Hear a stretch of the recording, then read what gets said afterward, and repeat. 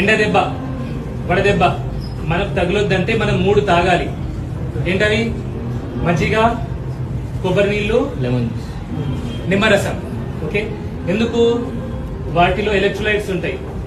Okay, lemon juice లో అయితే vitamin C ఉంటది. దానివల్ల ఏమైతే బాడీ హైడ్రేట్ అవుతుంది, కూల్ ఉంటది. ఎండ దెబ్బ, వడదెబ్బ మనకు తగలదు. మరి ఈ ఎండలో మనకు వడదెబ్బ తగలాలి.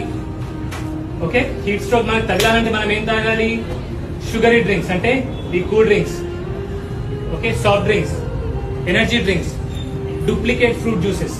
ఈ ప్యాకేజ్ ఫ్రూట్ జ్యూసెస్ ఏదైతే ఉంటాయో అందులో ఇంత ఫ్రూట్ జ్యూస్ ఉంటది, మిగతా అంతా షుగరీ వాటర్. ఆ షుగర్ వల్ల ఏమైతుంది? బాడీ ఇంకా డిహైడ్రేట్ అయిపోతుంది. కొన్ని డ్రింక్స్ లో క్యాఫిన్ ఉంటది, అది ఇంకా డేంజరస్. ఓకే, సో మనం ఏమేమి తాగాలి?